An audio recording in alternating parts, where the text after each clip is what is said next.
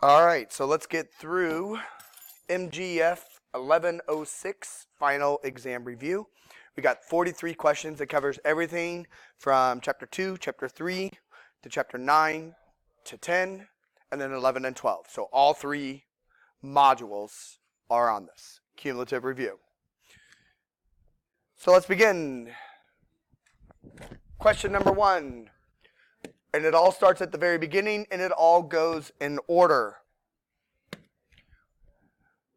So we want to express this set in roster. Okay?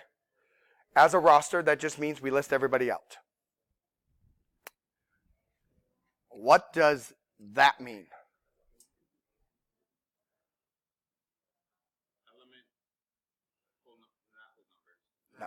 Natural numbers, yeah. That giant N there means natural numbers.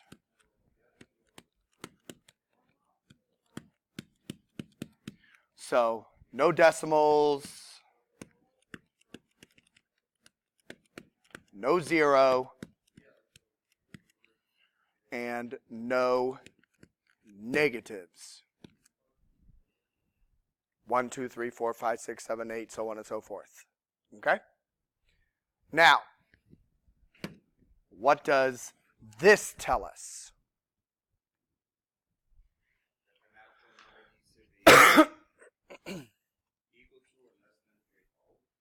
Equal to or less than 3? Not exactly.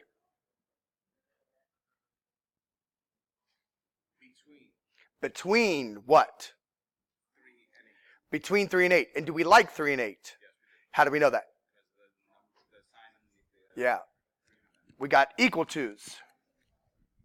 So we're between 3 and 8, and we like 3 and 8. Okay? So when we start to write this, we need to make sure that we're looking for a set that starts with 3 and ends with 8. Well, there's only one answer up there. Where is it? C. This is our set. Because those are all the numbers that are between 3 and 8, including the 3 and the 8, because we're equal to. Cool beans? All right. Jumping to the next one. So here we want to list all the subsets. What are subsets? What does that mean? What's a subset mean? Yeah, it doesn't have to necessarily be numbers because we don't have numbers here. It's just letters, but it's pieces of the original, right?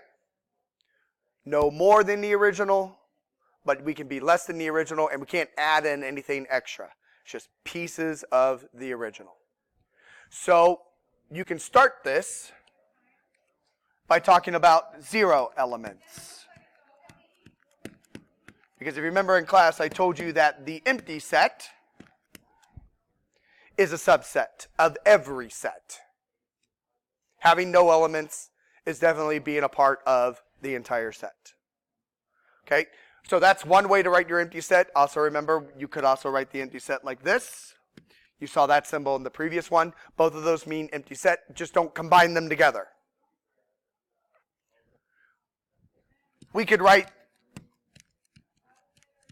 all the subsets with just one element. I don't know why I said one elements. That's just weird. So if I take my set up here, give me the subsets that just have one element. So what are the subsets of this that just have one element? The set of what?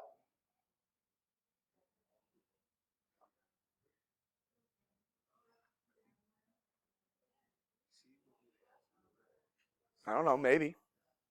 But I'm not to what is the answer yet. I'm going to know what are all the sets that have one element. All sets have. What are those sets? Tell them to me. G. So there's a set of G. There's a set with one element. That is a subset of the original. Give me another one.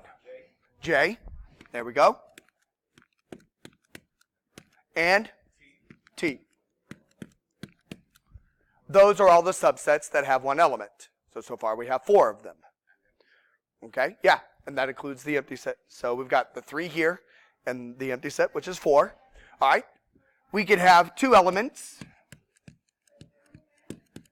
in a set. What would that be? Give me an example. GJ.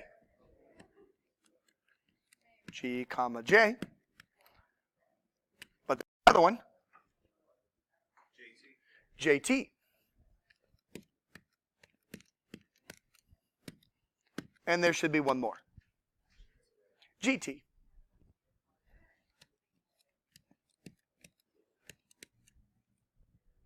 So those are all the subsets of the original that have 2 elements. The last one that we can have is one with 3 elements. What would that look like? Yeah, GJ and T. Because the set itself is a subset of itself. So we have a total of 8 subsets. Whatever answer you pick better have 8, and they better look like all of these. So, as you said a moment ago, you said C. Let's just count it up real quick. 1, 2, 3, 4, 5, 6, 7, 8. Yeah, I'm going to go with that. Yep. So those were all the possible subsets. Also remember that we talked about a little formula that if you take 2 to the n, that is the number of subsets you should have. Remember, n represents the number of elements. I have 3 elements, so 2 to the third is 8. Notice we had 8 subsets. So that's kind of a way to kind of double check some of your information. Okay? So just food for thought on that little piece right there. All right, moving on. So we got a Venn diagram over here. Remember that I gave you guys kind of an order of operations to Venn diagrams? What do you do first? Parentheses, good. What do we do second? Yep, the commas, the complements, or the apostrophes is really what they look like. And then last, the ands and the ors, unions, intersections. All right, so we take a look at our guy right over here. We start with parentheses. Do we got those? All right, so then we're going to work inside the parentheses. So we look inside our parentheses here. Do we got a complement? No, the complement is outside, so don't touch it yet. So there's no complement inside the parenthesis. Do I've got union or intersection in there? We've got a union. All right, so we want to find A union B. What did union mean? Combining. So give me everybody in both these sets. Give me everybody in the circle A. Give me everybody in the circle B. So, start telling me everybody. Who all's in A?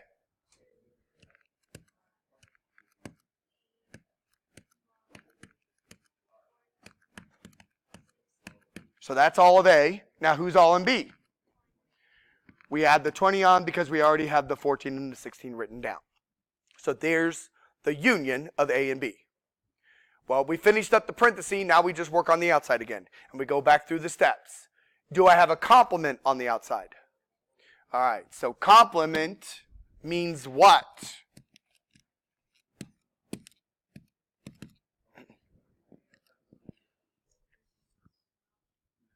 Everything that's not in those sets. So anybody that I didn't list, now I want those. So who did I not list? Everybody that's in the universe. So 24, 27, 34, 40, 44.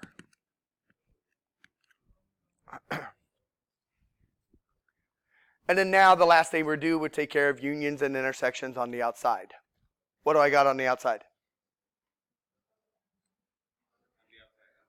So we took care of everybody in here. We took care of the complement. What else do I have on the outside? The union. So now all we're going to do is take everybody in the circle A, and we're going to take everybody in the set we just list and put it all together. Combine them. Okay? So, just start listing everybody that's in A. Okay? Okay? 14 and 16 as well, because 14 and 16 are in the circle A. Okay? And then now that took care of A, now give me everybody that was in that parenthesis complement.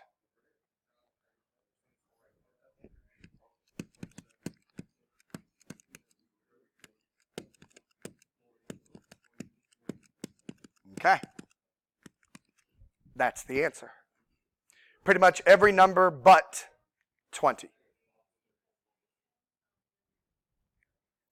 Okay? Any questions on the Venn diagram?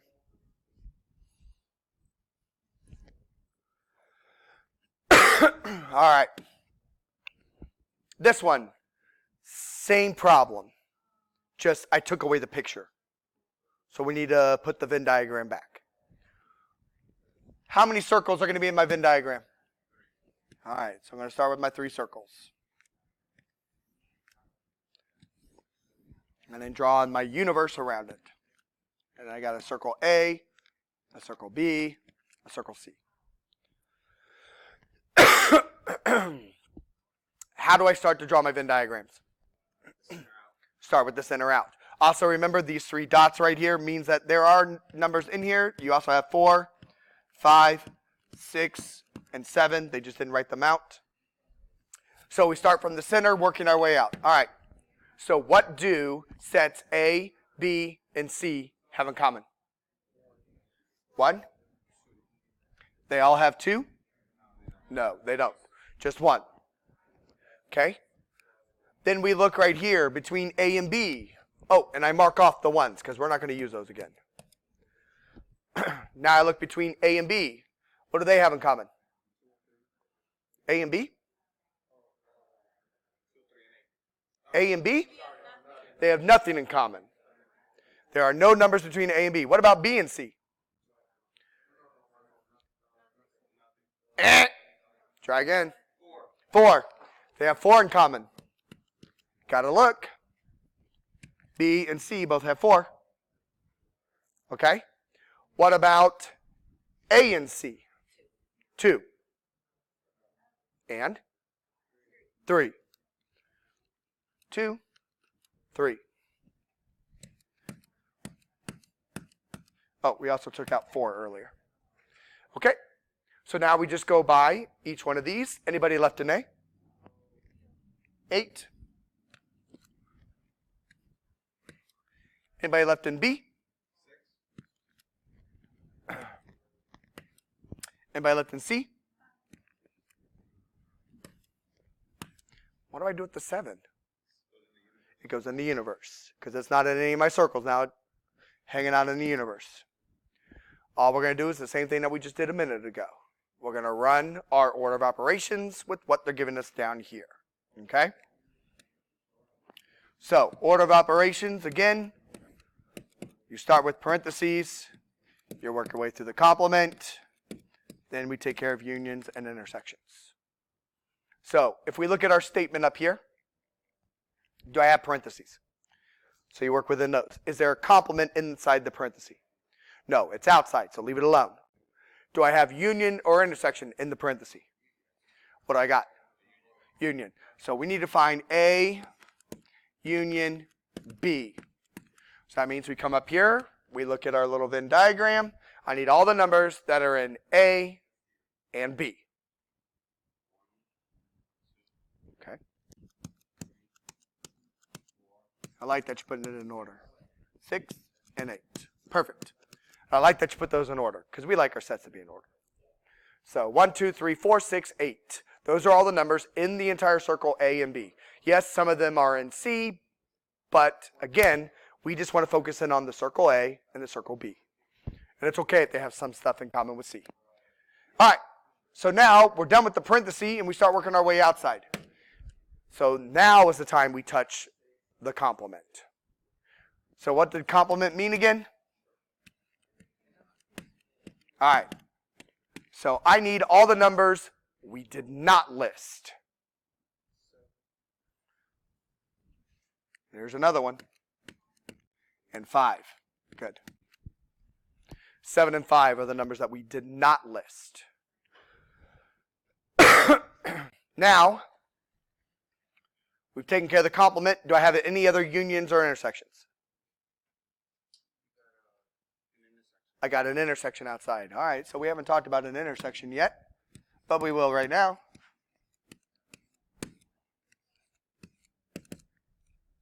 What are we looking for with intersections? Where those two intersect. So in other words, where, oops, I put the complement of this one on the inside. Should be on the outside. So I need to know what is in common between this set that we have right here, the red, and C. Say it again. 5. Yeah, because if you look at the circle C here, and then you look at our red here, there's only one number they have in common. 5.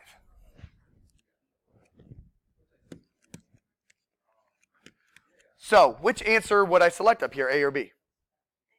A. Because I have an element. It's not empty. So you select A, and you put the number 5 in.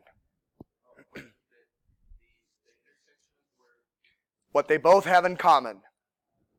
So when I look at my circle C, and I look at my red set here, what does this circle and this red set have in common? 5. Intersection is what they have in common.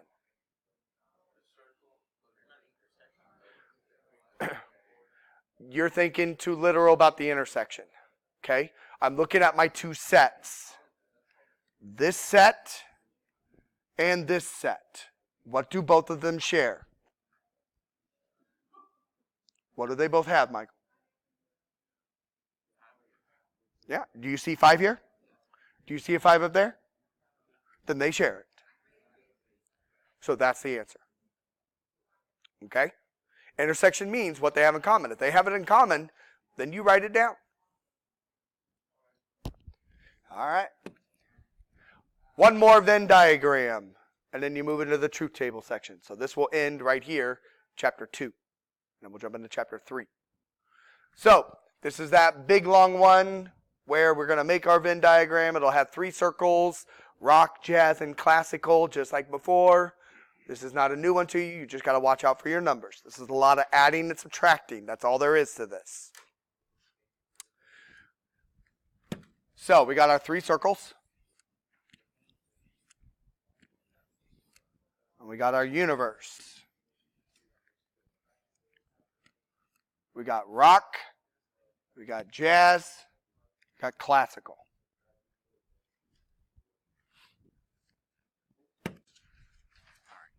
How do we start to fill this in again?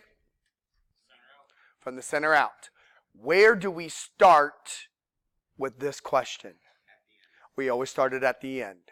Because right at here, at the end, they tell us exactly what we needed. 8 students listened to all 3 musical styles. 8 is in the middle. That is the only number you can take for face value. From here on out, you have to do some adding and subtracting. So all these other numbers that are listed up here are going to change in our picture. But they will be represented there, though, as a whole. So, what's this little square or part of my Venn diagram about? So let's go up here and find something about rock and jazz. So we've used 8. We're not going to touch that anymore. So rock and jazz. So if I read along right here. Rock and jazz. All right. What number goes here? 10. How'd you get 10? We already have 8 of the 18. So 18 minus 8, 10. Okay?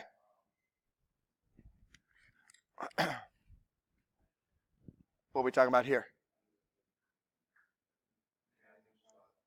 So here it is. What number's in here? 10. And again, it's the same reasoning. I already have 8 taken care of. There are 18 total.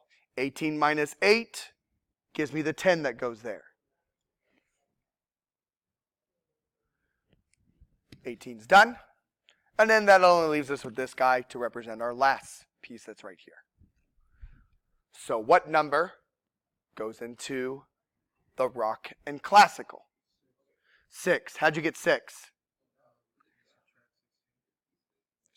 Not 10 subtract 16. 16 subtract what? 8. So what goes in here? 8. Careful. Because again, you already have 8 taken care of. So 16 minus 8 gives us 8. And now we branch out even further. Now we start talking about these 3 sections. So this guy is about who? Rock. So we know that 34 students listen to rock. But we already have some taken care of. We already have 8, 8, and 10 of those 34 taken care of. How much is left? 8? Okay. So 34 minus the 26 we already have taken care of, because 8 plus 8 plus 10 is 26. So 34 minus 26 leaves us with 8. And we repeat that process. Over here, this is jazz. So we have 38 jazz. So there's 10 left in there, because I have 10, 8, and 10 already taken care of for jazz. So that's 28.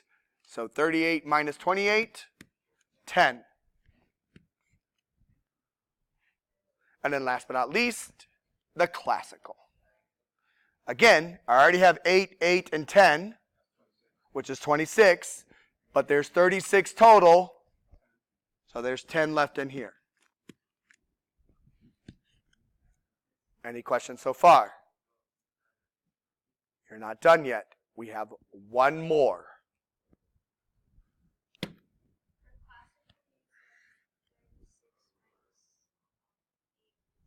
No. 8, 8, and 10, which is 26. 36 minus 26 is 10. You got one more number. We talked to 71 students. Is anybody in the universe? How do you figure that out? Yeah. You got to add all these numbers up, subtract it from 71. That will tell you how many, if any, are left in the universe. 7? Okay. So if I take 71 minus 64, is that 7? Okay. Now we have all the information we need to answer the questions. So the first thing says, how many listen to only rock? 8. That's this guy. That's right here. That's only rock. Now be careful on the next 2. These are the ones that's going to throw you off, because you have to watch the words. How many listen to classical and jazz, but not rock? What did and represent for us when thinking Venn diagrams? It's an intersection. Ands are intersections. Not represented what for us? Complements. So we're taking out all the rock, but we want to look at the intersection between classical and jazz. So what number over there are we really looking at? just the 10. The red 10, that's right here. Because this is the intersection right here between classical and jazz. But what's wrong with this purple 8? They listen to rock, and we had to throw them out.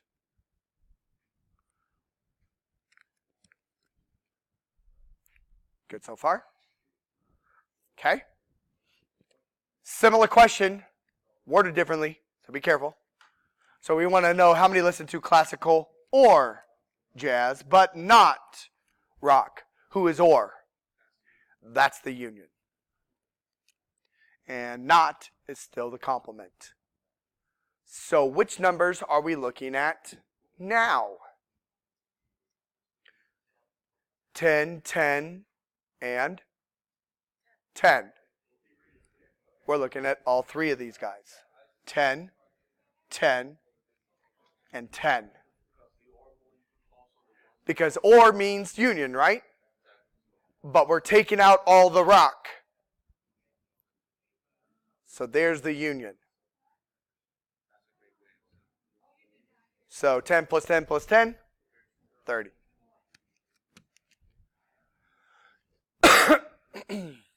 All right.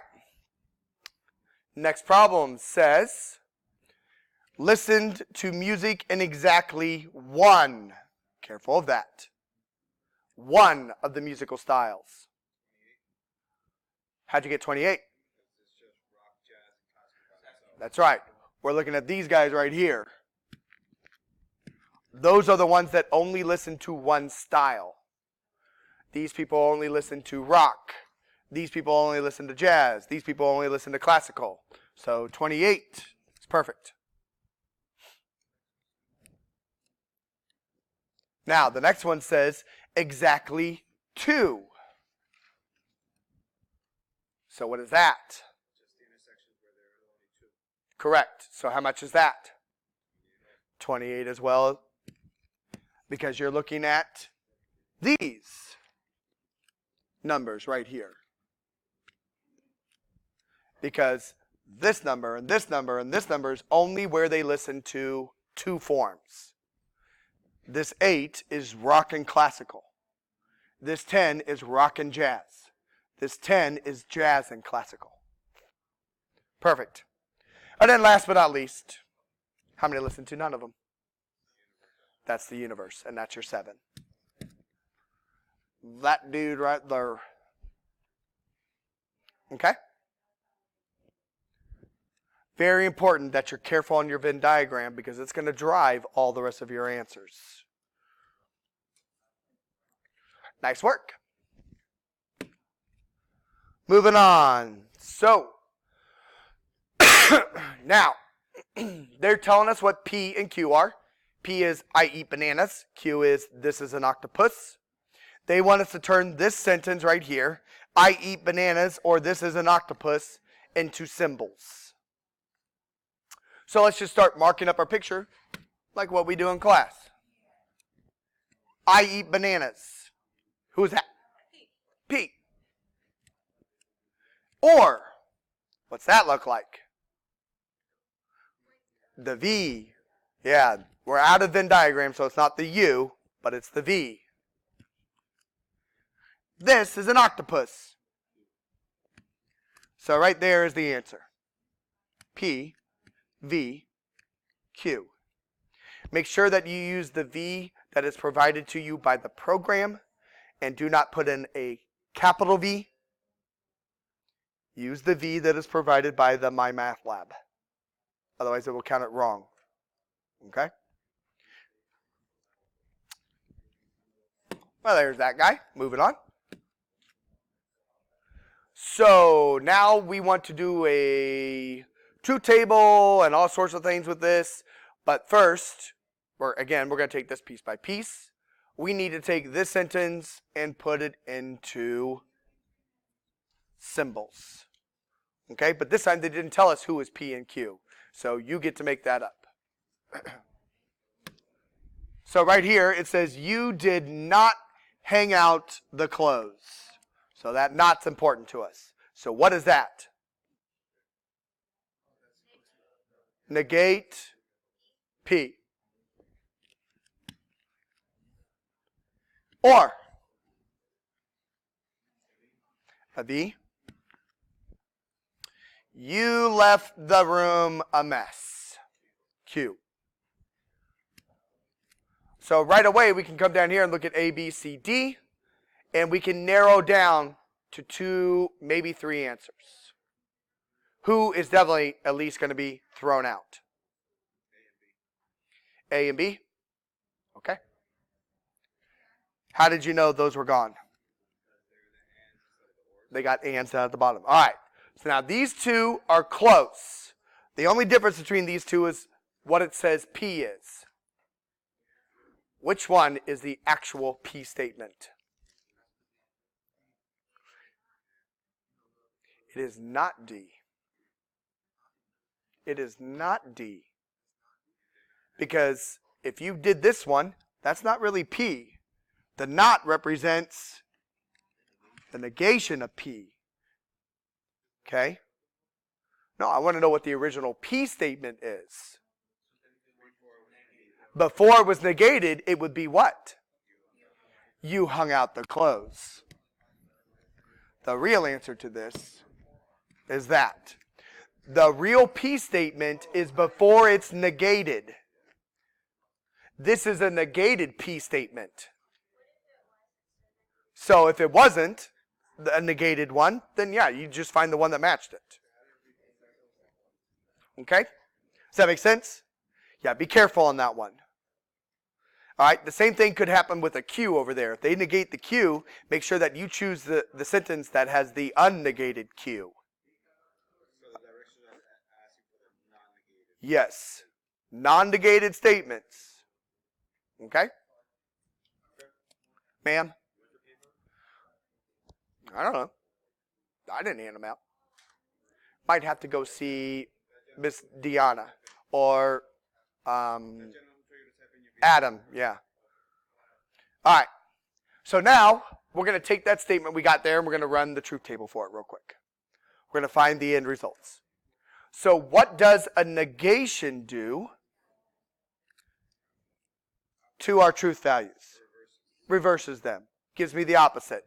So a truth, a T becomes a false. True becomes false. False becomes true. False becomes true.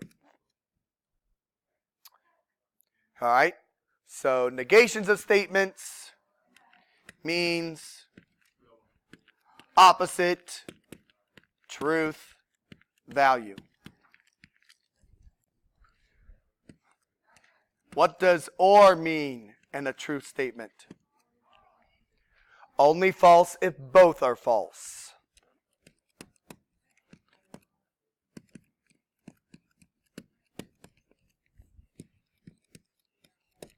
All right. So, now we're going to look at these two columns together. So, I've got true, false. Okay? I've got false, false. I've got true, true. I've got false, true. There you go. And then they're going to ask one more question to this. So based off of that information, find me a set of conditions that makes the compound true. But we have lots of those. We just need to find one of these answers down here that matches what we know. Because this value right there was true. So what did I need to know about P and Q for that to happen? They were both false. So let's just look at if we got that down here. Statement is true for all conditions. Well, that's not true because we know we've got a false there. So you know that A is out. This is junk. All right. Statement is true when P is false, Q is true. Well, that's not that one. So maybe that'll work. I don't know. There are no conditions for which it's true. Well, we know that's not true because we've got 3 of them. So you can throw out C. The statement is true when P is true and Q is false. All right, so we definitely don't have any of that down there. So let's check the next guy. So this guy's true. And what were the conditions for that? All right, P was false and the Q was true. Well, statement is true when P is false, Q is true. Is that what we have? That's the answer. It's got to be B. Because if you check the next guy, when P is true and Q is false, that's right here. That end answer was false. What? I'm reading it from this last column.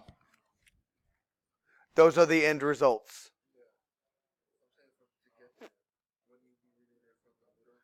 I'm reading it from this column right there. That's the end result for this.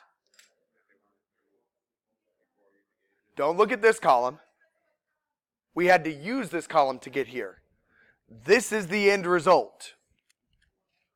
Where are my true statements at? Here, here, and here. Right? How did I get there? P is true, Q is true. Or P is false, Q is true. Or P is false, Q is false. Which one of those situations is down here? That's the one you want to fill in. Okay? All right, you just look at the last piece. And then you look at the beginning conditions. Okay? They want to know what are the conditions, what are your P and Q, not negation Q, not negation P, what are your P and Q so that you get a true statement. Here are my 3 true statements. Here's are the requirements for P and Q in those first 2 columns. Just see which one matches up with the information down below. No, don't touch the junk.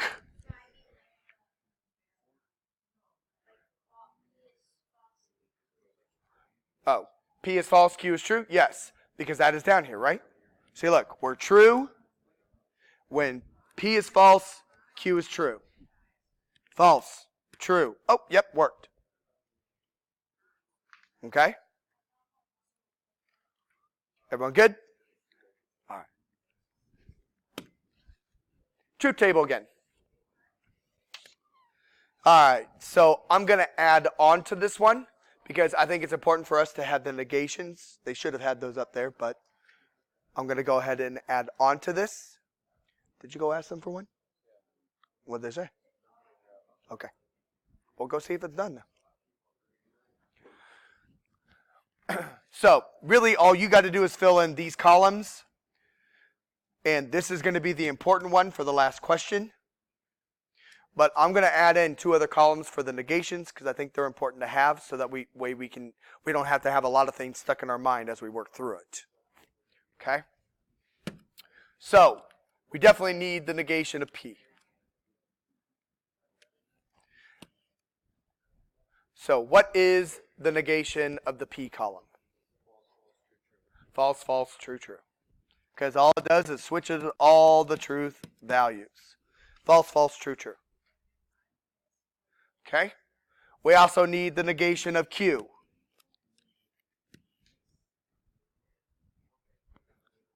What is the negation of the Q column? There you go. False, true, false, true.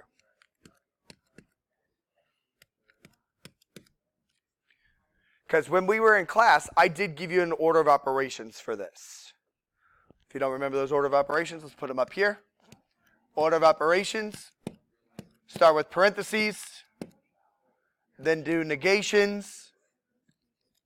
Take care of ands and ors. And then conditionals / biconditionals.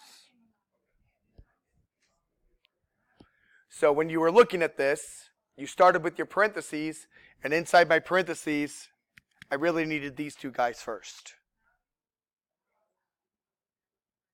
I needed the negate P and the negate Q, so that's why I put those over there. I think they're important for us. So now, in this first parenthesis, I can answer this column.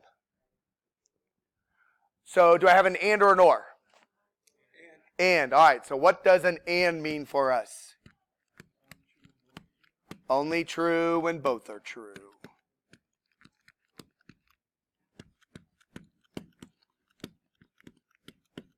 Perfect. So when I look over here at this column, I've got false, false. Okay? I've got false, true. I've got true, false. And I got true, true. All right. So we've taken care of that first parenthesis. Now we move to the second parenthesis. What am I going to do in there? Only false if both are false, because what do we have? We have or. We talked about or in the last one. So only false if both are false. So now we look at these two columns that are right here. So I got true, true. I got true, false. I got false, true. I got false, false. All right. So now we work outside of parentheses because we've taken care of all those. I don't have any negations outside the parenthesis, but we do have an and or an or. We have an and right here. It's outside our parentheses, so we have an and. And again, what do we know about ands? Only true when both are true. All right. So now we look at our two columns that are right here. These are going to help us provide that final answer. So I got false, true. I got false, true. I got false, true. I got true, false.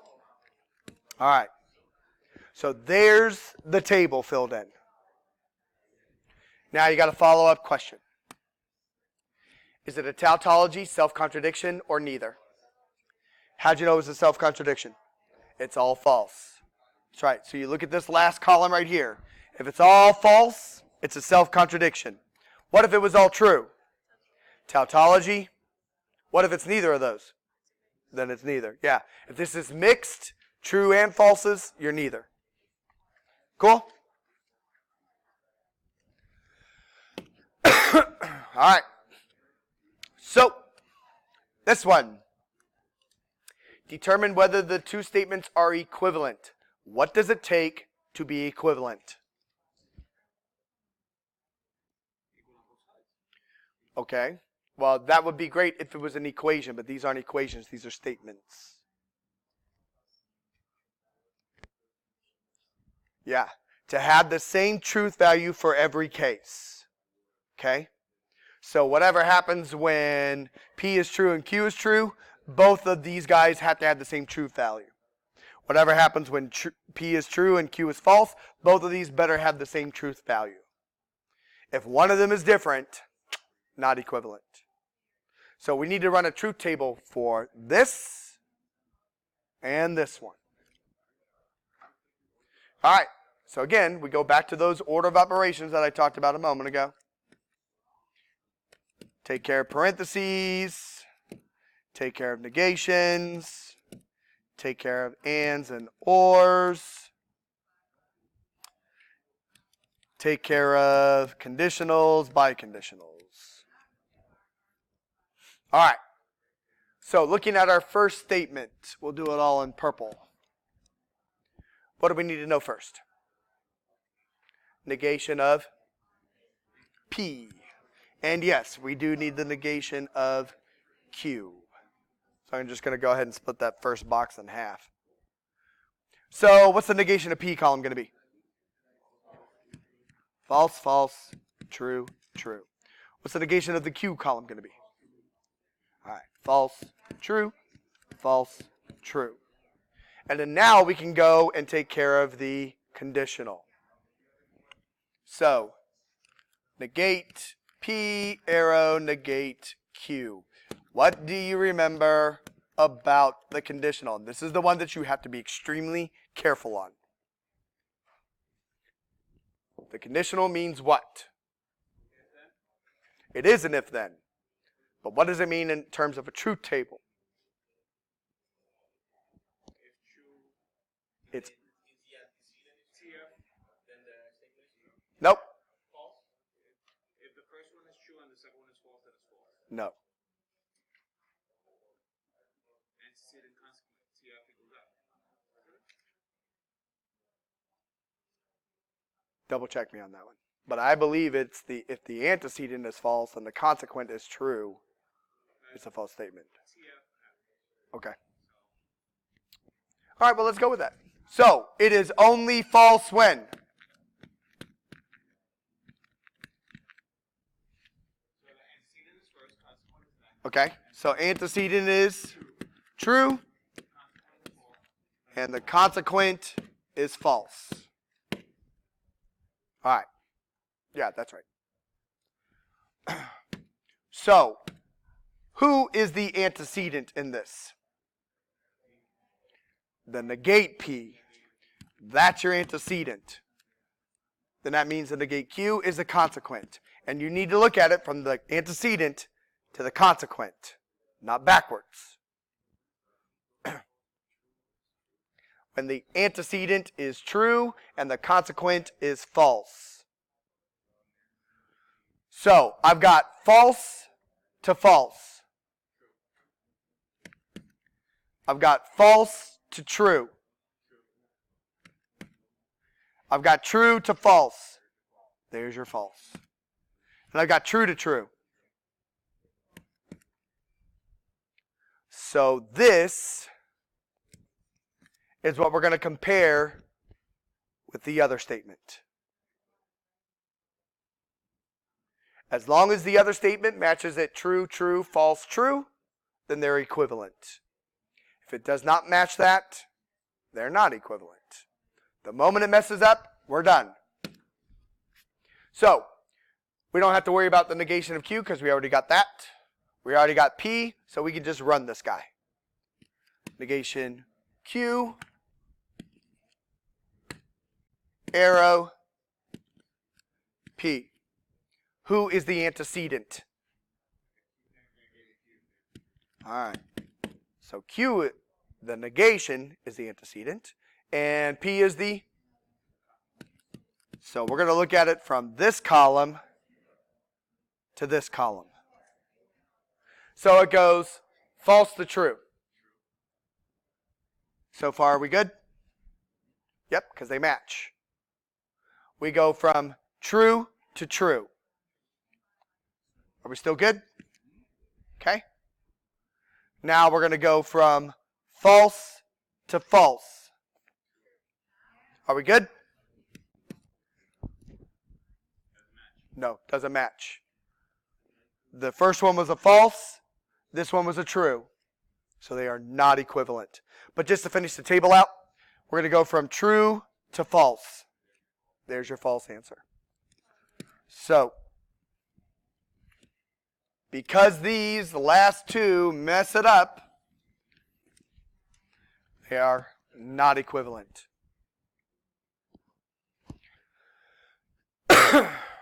Questions on that one?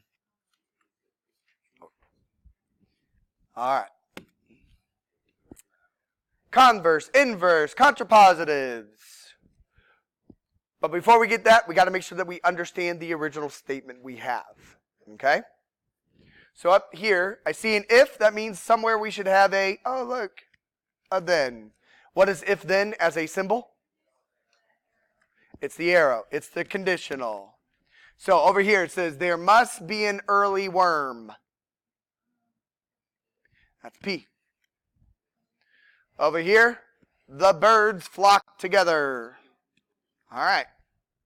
So all we're going to do in this is take and start messing around with this statement. Okay? So converse. How is the converse written? What do we do? Switch the P and Q. So whatever P and Q are, they just switch sides. So which statement down below, A, B, C, or D, is the flip of the P and the Q? D. Because right here, the flock, or the birds flock together, that's Q. There must be an early worm, that was our P. Cool so far? Yep. You just switch positions. Inverse. How do we make it? We negate them. Negate the original statement. So we take that original statement up here. If there must be an early worm, then the birds flock together. You negate all of that. So what does that give us? A. If there must not be an early worm, then the birds do not flock together. Perfect.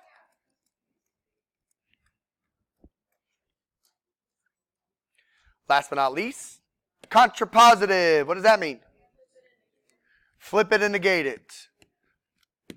Or in other words, it's just like the flip of the inverse. Take the inverse and basically flip it around. So which one do we want this time? A. If the birds do not flock together, then there must not be an early worm. What happens if one of my statements in the beginning was already negated? Let's say it was the P. So in those down there, in the inverse and the contrapositive, you would unnegate it. Correct. So if in the original it was negated, when you get to the inverse and the converse, you would unnegate it. Yes, and negate the other one or whatnot. Okay? All right. There we go on that. De Morgan's Law. De Morgan's Law was a way that we can negate and and or statements. And it kind of looked like distributing. But it's really not distributing. But it kind of looks like it does. No, yeah, actually I think De Morgan was a dead white man. So, most likely. So, if we want to negate an or statement, what would De Morgan say the equivalent statement is? It's the equivalent negation. You remember? I like that you made it an and, but it's not P, and it's not Q. Yes.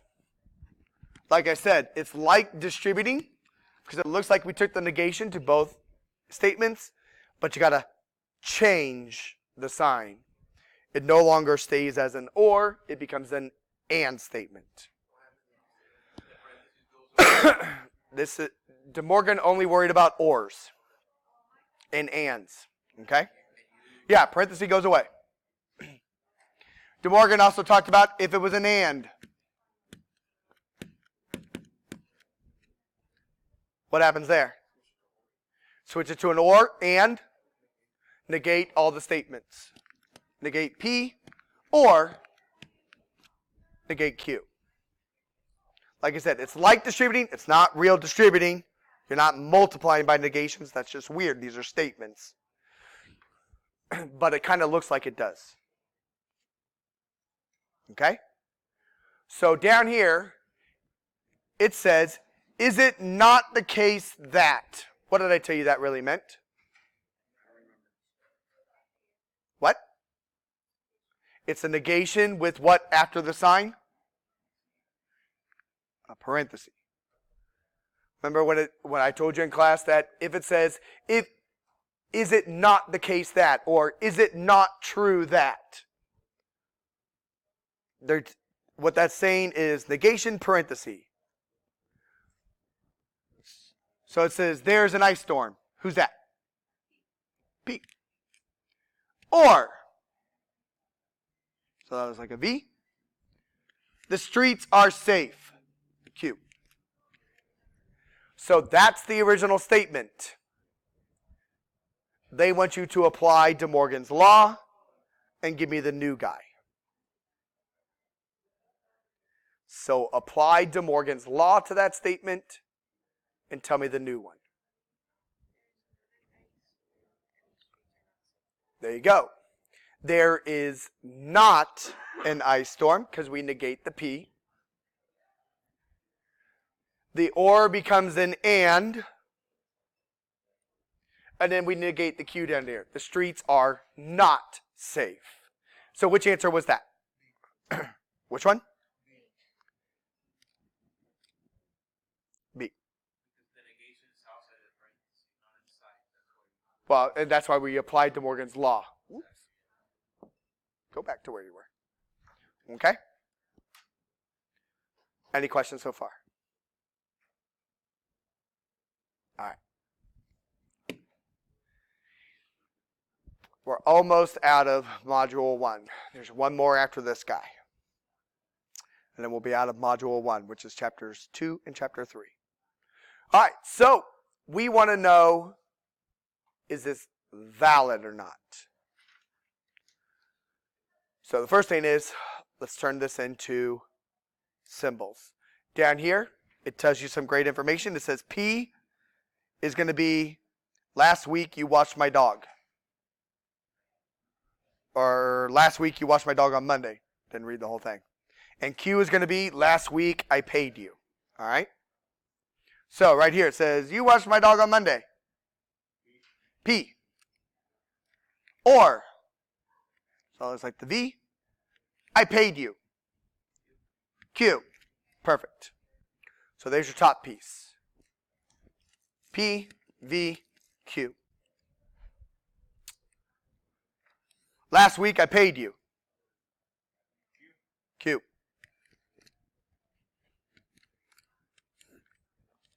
Therefore, last week you did not watch my dog. Negate P.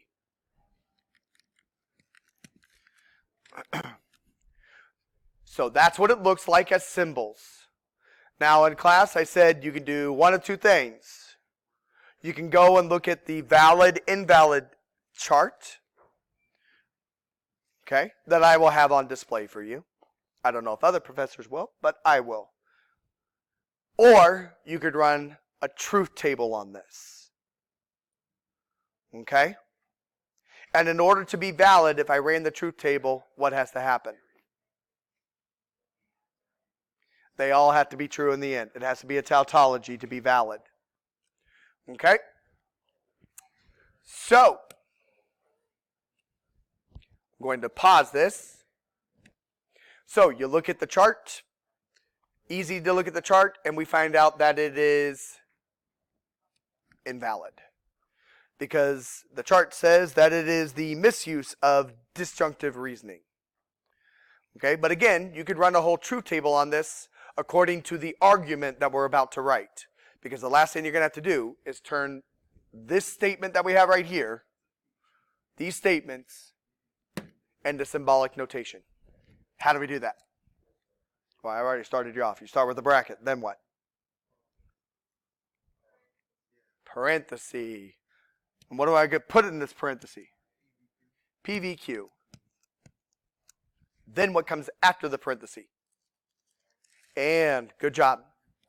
And then what comes? Q. Do I put parentheses around Q? No, because remember this is where my math lab hates the idea of that. Although putting parentheses around it is not, it's not wrong. It's not hurting anything. But for my math lab's sake, do not put parentheses around single statements. Yeah. So other than that, really, I usually put parentheses around it. But that's fine. Now, what does this become? The arrow, because it comes a conditional. And then what comes after the arrow? Negate P. And if you would have plugged this in to the truth table and actually did it all, you would have found that it would have been invalid because you would not have all truths.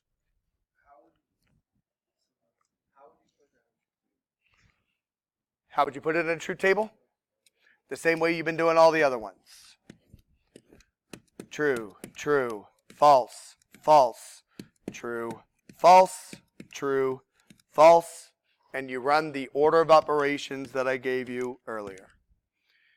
Take care of parentheses, take care of negations, take care of ands and ors, take care of conditionals and biconditions.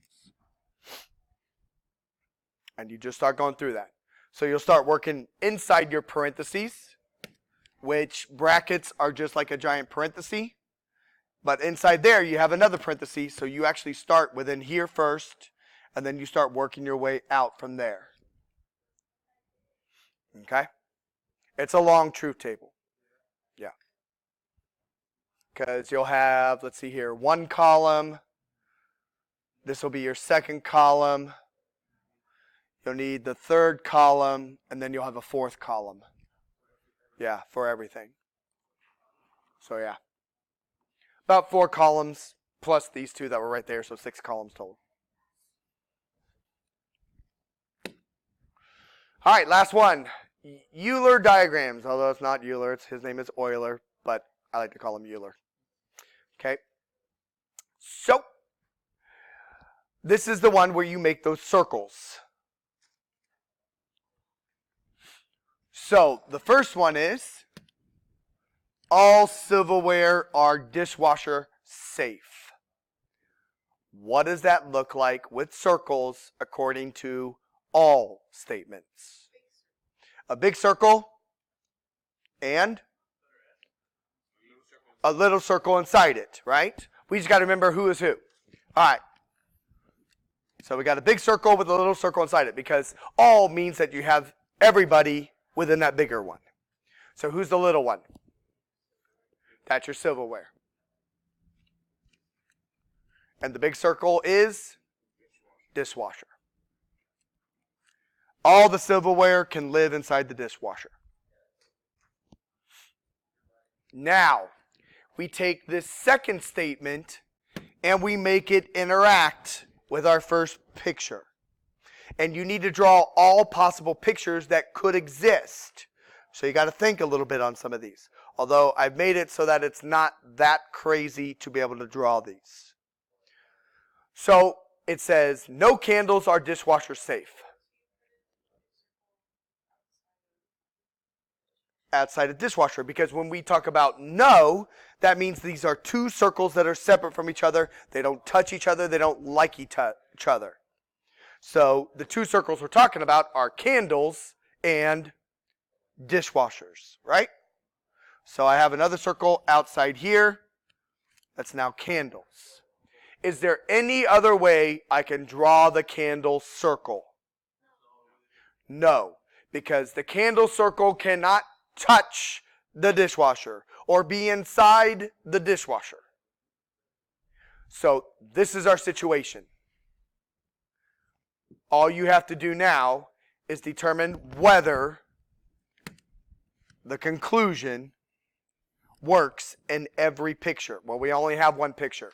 So I got to know, is this conclusion valid with this picture? Yes. Because our conclusion says no candles are silverware. So that means I need to see 2 circles separate from each other that don't touch. One being the candles, one being the silverware. And if you look at that picture, candles and silverware do not touch. So this is valid. Because that picture supports it. And there are no other ways to draw this picture. Thus ends Module 1. Moving on. Let's start Module 2, which is all over Chapter 9 and Chapter 10. A little bit of geometry, a little bit of measurement. All right. So hopefully things will start to pick up pace a little bit here, because we're not having to do as much craziness as what we had a moment ago. So we want to go from millimeters to meters. And again, over here, any kind of conversions that you need will be provided for you.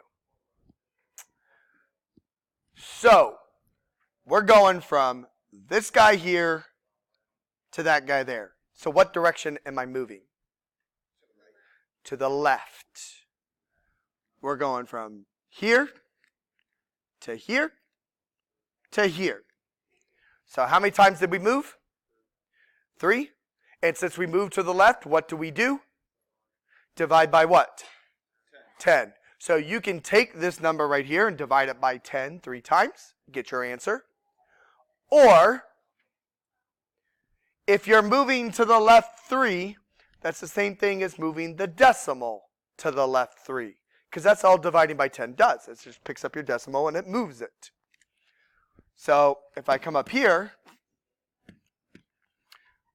I can divide this by 10, Or just grab my decimal, go 1, 2, 3.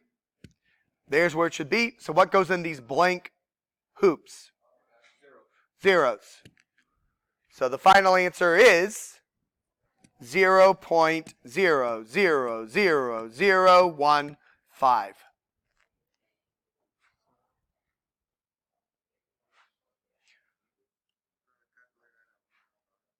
You got 1.5 e to the what? Negative 5? Yeah, remember in your calculator, what does e stand for? Nope. What does E stand for? So this is what the calculator gave to you. And if you put that in there, it ain't going to like it. It's going to give you wrong. What does the E stand for? What? Nope. It's scientific notation. So who is the E in scientific notation? No. What does it look like? It's 1.5 times to the negative 5. Who is this? 10. The E represents the times 10. They don't want scientific notation.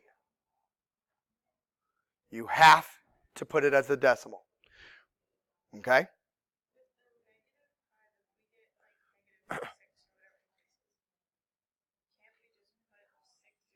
Nope. Because my power is negative 5. I don't have 5 zeros. No, I only have 4. Okay? Again, it's just all about moving your decimal. Don't overthink it. Put what in? Yeah, because it's scientific notation. Okay, then don't use a calculator. You shouldn't have to. Just move the decimal. Right? Yeah, calculator ain't going to be your best friend on this one. It's going to kick out scientific notation. Okay? That's why you got to understand, all dividing by 10 does is move your decimal. Okay? All right. So we want to change from centimeters to inches. That's what they want you to do. And you're going to round to nearest hundredth. What is hundredth? 2 decimal places. All right. So we're going from 22 centimeters. We're going to multiply it by some fraction. And in the end, I need inches. What label is down in the denominator? What we want to get rid of. Who are we getting rid of? Centimeters. Who's in the numerator? What we want. So now you know how the dimensional analysis fraction, the unit fraction, is set up. It's inches over centimeters. So you go over to your little table over there. Is there a relationship between inches and centimeters? Yep. Right here at the top. Put those numbers where they go. What number is for inches? What number is for centimeters? So you go to your calculator and you take 22 times 1 over 2.54. And then you round to 2 decimal places. 8.66.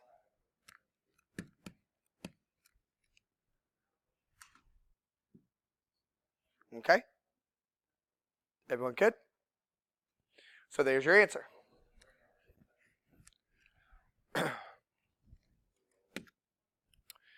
All right. So again, just doing dimensional analysis. We're changing from hectares to acres. So 36 hectares times something equals acres. And up here, if you read, you're going back to that hundredth again. What label's in the denominator? Oh, the hectares. Yes, which is the 0.4. What label's in the numerators? Acres, which is 1. because we're using this guy that's right there. So all you need to do is take 36 times 1 over 0.4. 90. And so, do we actually have to round? No. Sometimes they say round, but you don't really have to round on it because it's all good the way it is. And that's okay.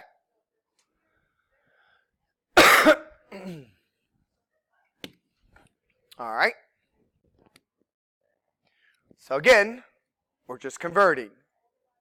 They want you to take it from cubic feet to what? To gallons. So what's the label?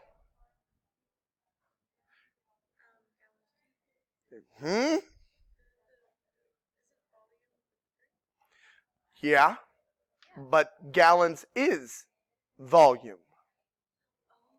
So it's not gallons cubed. It's what? Just gallons.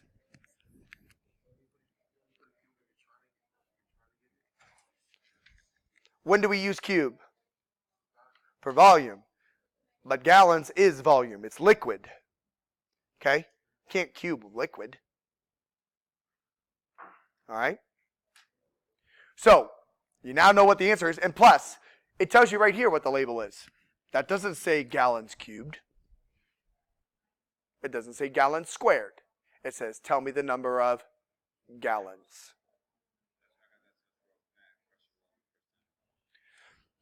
So, we're going to take 43,243 feet cubed. We're going to multiply it by something to get gallons. And you are rounding to a whole number.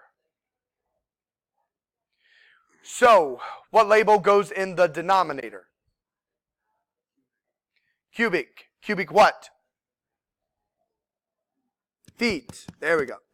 Feet cubed. All right, so that's a 1 down there. What label goes in the numerator? 7.48 gallons. Gallons is the label in the numerator, and you have chosen correctly by using this one right there. So 7.48. So all you got to do is really take the 43,243 times the 7.48, round to the nearest whole.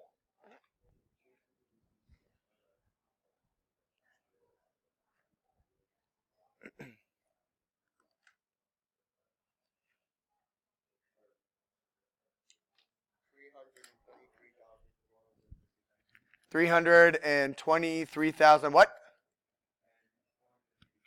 457? Everyone agree?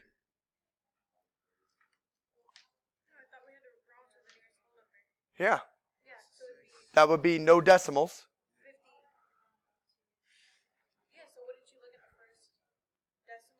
Okay. Oh, okay. So we need to watch our rounding. Everyone in agreement now?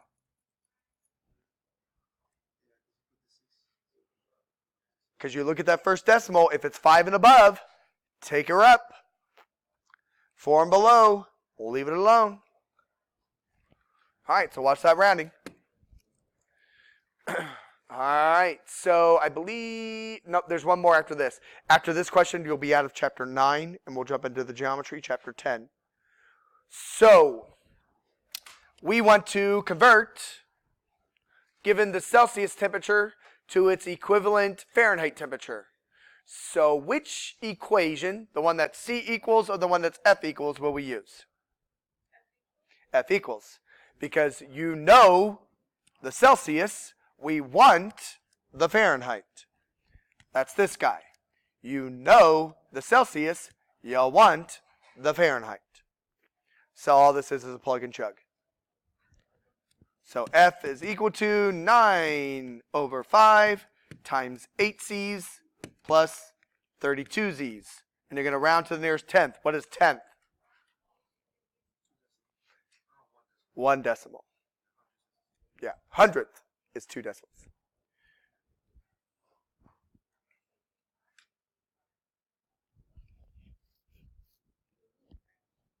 It gave you a fraction. Okay, so then just go out there and divide those two numbers, and that will give you the decimal. So if your calculator gives you a fraction, all fractions are just division. Divide the two numbers separately. What you get? 46.4.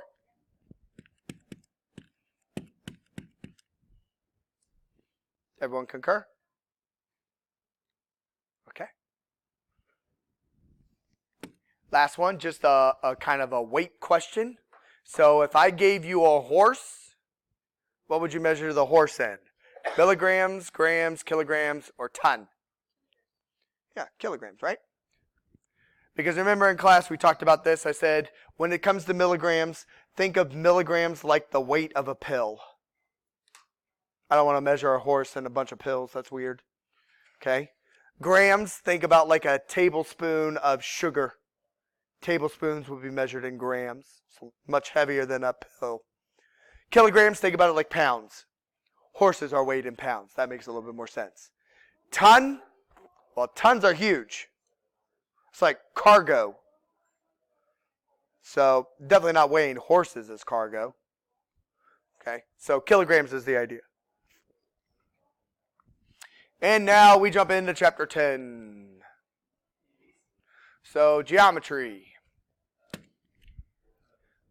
What does complement mean? And no, I'm not talking about the complement that we did in Venn diagrams or in truth tables or the idea of complement. Oh, you look nice today. Not that kind of compliment. Say it again. 90-degree angle. A little bit more than that. No. They add up to 90. There we go. Two angles that add up to 90. So two angles add to 90.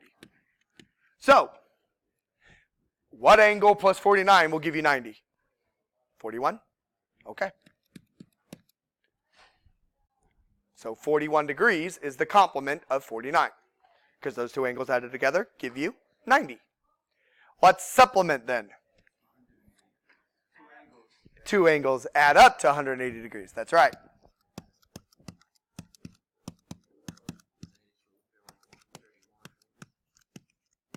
So, what angle plus 49 gives you 180? Say it again, Michael. 131. There you go. Because 131 plus 49 is 180. Cool? All right, then we jump over to the parallel line problem. And again, remember we talked about this in class. If these lines are parallel, you're actually really only going to be dealing with two answers. And they already give you one. You just got to know which angles are affected by that angle. So up here, what do they tell us x is? 115. So let's just go ahead and write in the other angles that are 115. 3. All right, so before we move on to that, why do I know angle 3 is 115? They're vertical. Very good. Vertical angles are always congruent. Okay, who else is 115? 4. Why is 4 115? Corresponding angles between the x and the 4 and alternate interior. Yeah, 3 and 4 are alternate interior. And then what were you saying there, Sebastian? 7 is also 115. Why do I know 7 is 115? It's what? Concurrent with 3. All right, so corresponding with 3. Yeah, 7 and 3 are corresponding. What else? I don't know. You tell me. Alternate. Nope. Exterior. These are exterior angles. Alternate exterior. And one more. Vertical angles. Yes, right across from each other. Those are vertical angles. So that's why we know all those. Again, you don't have to know those words, but that's where it's coming from. That's why we know it. All these other angles are now going to be the same. We just got to figure out what that number is. How'd you get 65, Michael? Yes, because what do we know about these two angles right here? They're supplemental because they are what kind of angles? Aligned, so they are linear pairs. Yes. Yes, and that's because they're linear pair, because they're supplementary.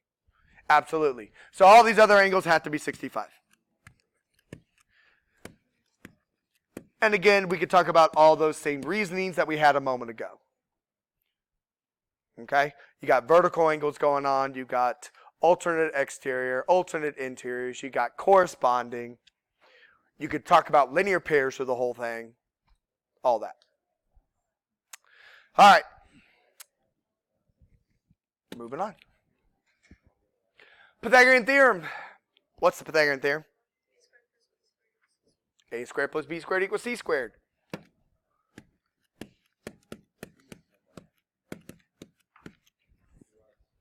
A and B are the what again? The legs. How do you know where they're at in the picture? Well, it tells you where A is, but how do you know who B is? Yes. They converge on what angle? A right angle. The one that looks 90 degrees. So that's definitely A. That guy has to be your B. Because the legs are connected to the right angle. Always going to be a right angle because the Pythagorean theorem only works with right triangles. Okay? So that means the 28 is who? The C, which we call the hypotenuse. All right, all you got to do is plug into this. Make sure that we round to 1 decimal place in the end. And get our answer. Oh, before we do this, we don't even need to do any math to figure out what is the label going to be. Centimeters, because it's the length. We're not finding area. We're not finding volume. You're just looking for a length, so it's just centimeters. All right, so let's plug in. We don't know A. B, you told me, was 14 squared equal to 28 squared.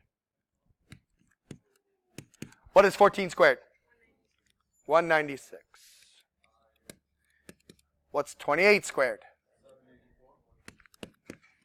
What do we do now? Minus what? Okay. So we got A squared equal to 588. And we have to do what now? Square it? It's already squared. Square root it. Yeah, to get rid of a square, you take a square root. And A is equal to 24.2. Okay.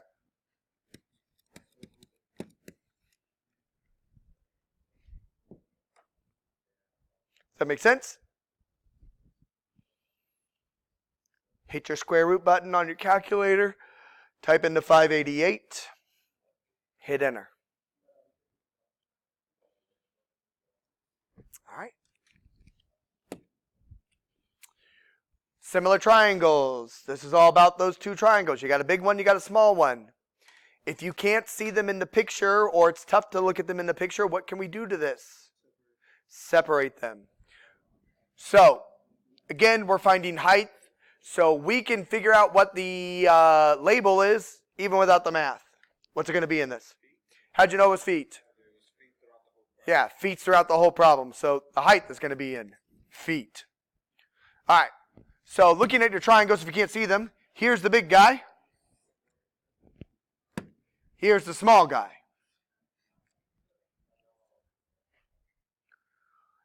This problem is all about similar triangles and comparing the big triangle to the small triangle. Again, if you have problems seeing them, then pull them apart and fill in stuff that you know. What do we know about the tree height? It's x, because we don't know it. What do we know about the distance along the ground here? How'd you get 195? Because you got to add both of these together. This right there is only 182. But my triangle continues on over here. So that 182 plus the 13, 195. So be careful on that. Make sure you get the full distance.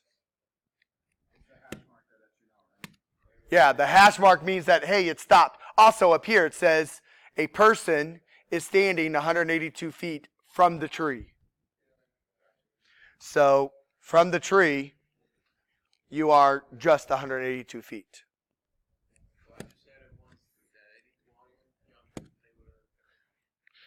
It's always good to label stuff as junk too, yes. All right. What is this? 6 feet. And down here, 13 feet. And now you can compare triangle to triangle. So we can either go big to small or small to big. You choose. All right, small to big.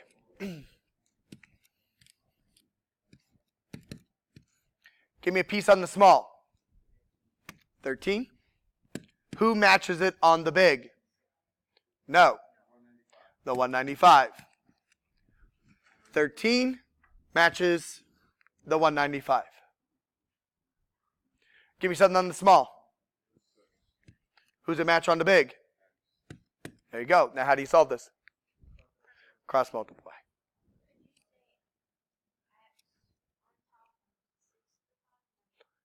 Well, but X is a part of the big triangle, right? So we went small to big. So you got to be consistent. That's a huge thing with proportions.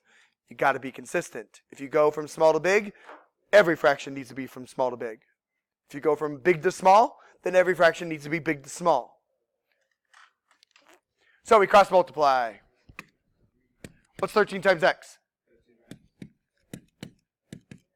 What's 195 times 6? Say it louder. 1,170. What do we do now? Divide by 13, divide by 13. X is equal to, and I think it says, doesn't say anything about rounding, so it must come out nice. 90. And of course, we already knew it was feet. There you go. Okie dokie. Okay. Moving right along. So we want to find the perimeter of the figure shown. Express the perimeter using the same unit of measure that appears on the given sides. So before we can even find the perimeter, we already know what the label is. What's it going to be? Feet. Everything's in feet. So don't go changing. Now, what does perimeter mean? Exterior. All the way around the exterior. Do we have all the numbers around it? Nope, we're missing 2.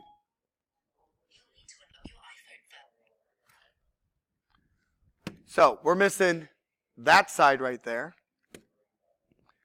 And we're missing the bottom side right there. We need those 2. You can figure those out because you can break up this shape into smaller figures. Or in other words, smaller rectangles. And you know that opposite sides of rectangles are the same length. So who's 18? The one on the left, big blue. How'd you know it was 18 again? 7 plus 11. Because if you cut it right here, this length matches that length, which is 7. And this bottom length matches this length over here, which is 11, because they're rectangles. Perfect. What about the green?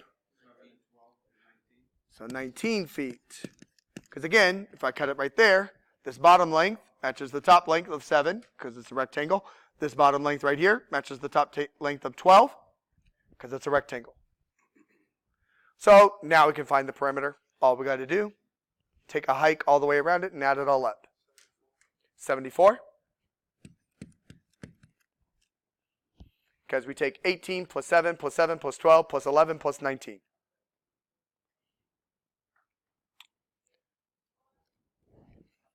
Everyone agree? Okay.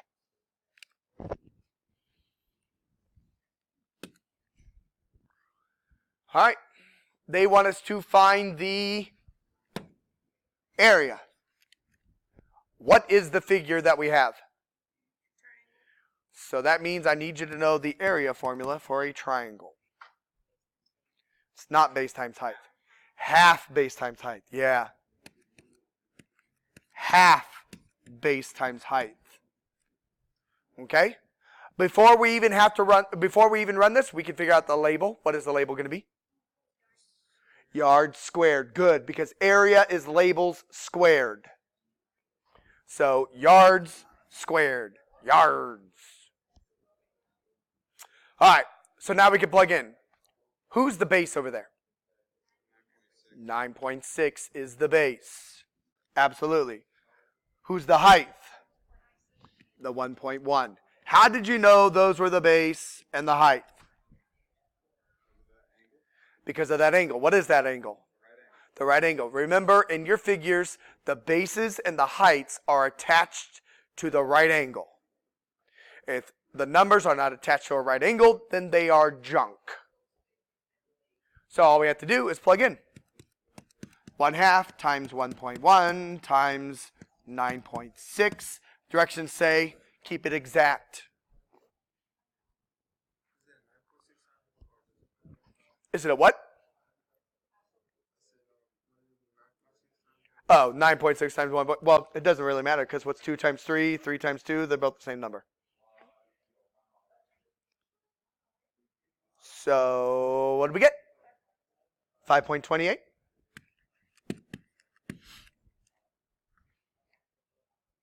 Everyone on the up and up on that one? All right. Next. Yep. 1/2 times the base times the height. 1/2 times the 1.1 times the 9.6. Hit enter. And you got your answer. If you don't want to type in the 1/2, what else could you put in for it? Divided by 2. Or call 1/2 0.5. 0.5 times 1.1 times 9.6. All the same. All right, so this guy, 4 answers. 4 answers. 2 of them will be exact, meaning we leave pi alone. And 2 of them we're going to round to the nearest 10th. How many decimal places is 10th again? 1. All right. So, first things first. They want us to find circumference. What does circumference mean? Perimeter. That's what it is. It's just a fancy word for perimeter for a circle. What is the formula for circumference? Say it again. 2 pi r. Or pi d. So looking at our picture, who is the 18? It is the diameter. Yeah. When they draw that full line in there all the way across, and they put that number right here by the center, that represents the diameter. Okay? So, which formula is going to be the easiest to run? The 2 pi r or the pi d? Pi d. So what is the exact answer? 18 pi. And since this is circumference, what's the label?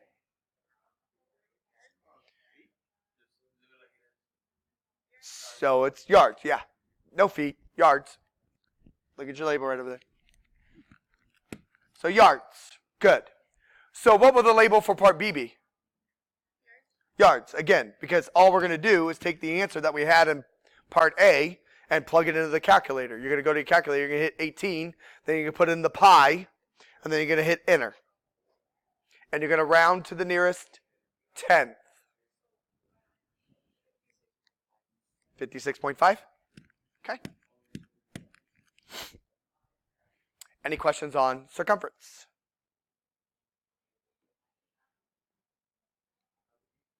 Okay.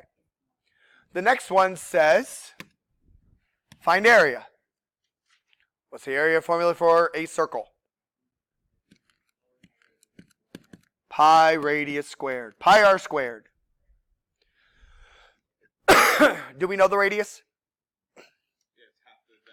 It's got to be half the diameter. Yeah, so we can figure it out. We don't specifically know it, but we know that the radius is equal to the diameter divided by 2. So what is our radius? Say it again. 9. So when we plug in, we just need to figure out what 9 squared is, because we want to leave pi alone. Say it again. 81 pi. There's the exact answer. What's the label for this going to be? Yard squared, because it's area. Good. What's the label for the next answer going to be? Yep. Because all we're going to do now is go to our calculator, type in 81, hit the pi button, and hit enter, and round to the nearest tenth. Nope, because I'm not rounding yet. For the exact answer, you leave pi alone. Think of it like a variable x. I don't put x's in the calculator unless I'm graphing. Sorry, say this answer again. 254.5. Everyone good? All right. All that's down below here is just selecting A, B, C, or D, whatever. Because remember, in your test, there'll be drop-down menus for those. All right. Volume. What kind of figure is that over there? It's a cube. How'd you know it was a cube? Well, yes, it is three-dimensional, but all the sides are the same. Cubes, all sides are the same. Another way that you can think about this is it's also called a prism. How do you find the volume? Because that's what it says. The volume of a prism. Yeah, length times width times height. Or big B, which is the base, times the height. I don't know why I put another B. Should have been an H. Or, since it's a cube, length times width times height. Big B times H. Or there's one more for the cube. S not 4, S to the third. Yeah. Big B means the base area. So the base of this figure would be a square. So you find the area of the base, and then you multiply it by the height. But all of these are the same. You can do whatever you need to. Okay? All we got to do basically is take 8 and cube it. Because 8 cubed is really 8 times 8 times 8, which is length times width times height. What do we get? 512. Now what's the label? Cubed. Feet cubed. Because it's volume. Volume is cubic for your labels.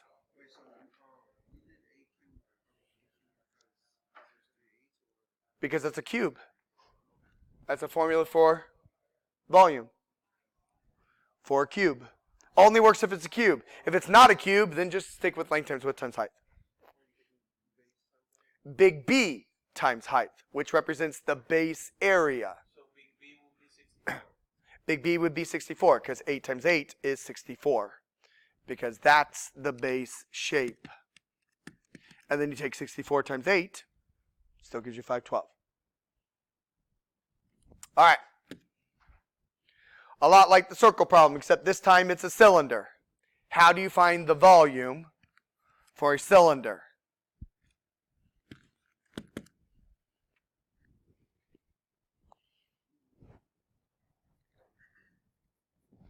sure I have to do something with that angle. Well, the angle helps. Say it again. Big BH, that's right. Take the base area times the height. But what is the base of this? It's a circle. How do you find the area of a circle? Pi r squared h is the formula for the cylinder.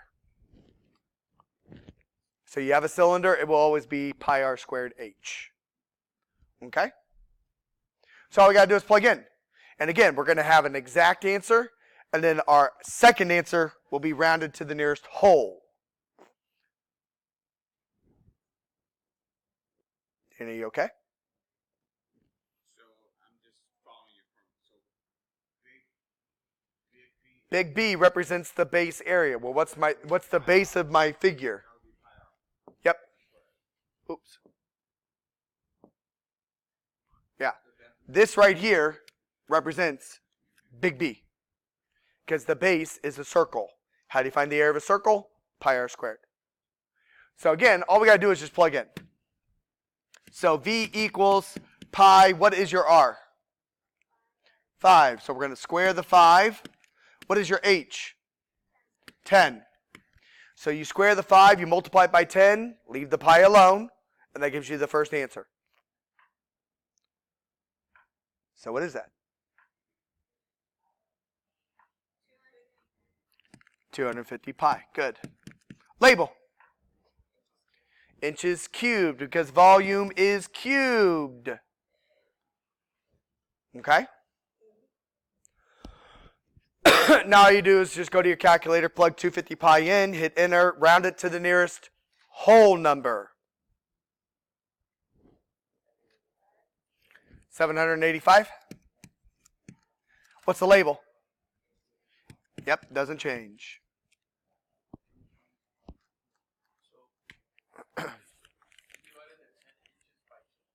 I didn't divide the 10 inches by 2. This is my R. It's the radius of my circle. This is the H.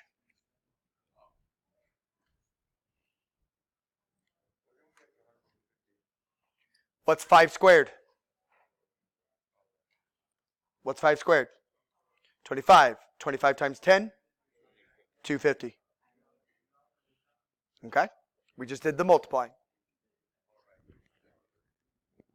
What's that?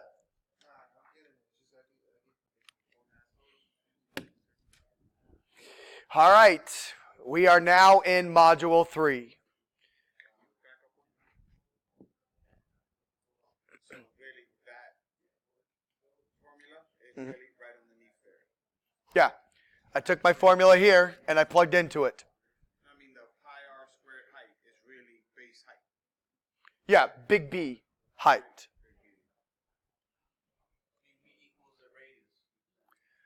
What? Big B is not equal to... Michael, you're thinking too hard. Ignore big B.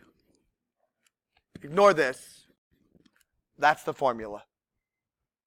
That's all you need to know. So, radius is this guy. The radius of your circle, okay? Gosh darn, my picture keep moving. Okay? Yeah, that goes from the center out. This is your height. Yep. All you're doing is plugging in, Michael, okay? It's one formula. The formula for a cylinder is this. Forget about big B. Stick with that guy. Okay? That's it. Every cylinder, that's how you find the volume. Ignore the big B. All right. So again, we're now in our last module, Module 3. I don't find permutation and combination again and the calculator. We're going to get to that. All right. So right here, these beginning problems are all about permutations, combinations, fundamental counting principle. Okay? So you're going to read the problem. You got to figure out what you have, and then we can talk about how to use our calculator. Okay? So up here it says a person can order a new car with the choice of 6 possible colors, with or without air conditioning, with or without automatic transmission, with or without power windows, and with or without a CD player. And how many different ways can a new car be ordered with regard to these options? What do we have? The what? MCP? What is MCP? Yeah, multiple. Yes. This is the fundamental counting principle. FCP. This is the fundamental counting principle because you have different options through the whole thing. It's like you have a drink, you have an entree, you have a side, you have a dessert. No, this is the fundamental counting principle. FCP. Because you have different groups. Permutations, combinations, all pull from one group. Like those of you sitting right here, you're a group. I would use permutations and combinations with you. But if I'm grabbing from different items, that's fundamental counting principle. So, My first item is all about colors. How many choices do I got? My next item is about air conditions. How many choices do I got? 2. Either I got it or I don't. My third item is about automatic transmission. How many choices do I got? 2. My fourth item is all about power windows. How many choices? 2. My last item is about a CD player or not? 2. All you got to do is multiply all those together, and you get what? 96. So I got 96 different cars I can order. Okay? It's the fundamental counting principle. All right. Almost there. We're almost there. A club with 18 members is to choose 3 officers, president, vice president, and secretary treasurer. If each office is to be held by one person and no person can hold more than one office, how many ways can these offices be filled? What is this? This is a permutation because we're ranking. We are ranking people. Okay? You've got like a first place, a second place, and a third place. President, vice president, secretary, treasurer. When you are ranking, that means an order matters. So, this is the NPR.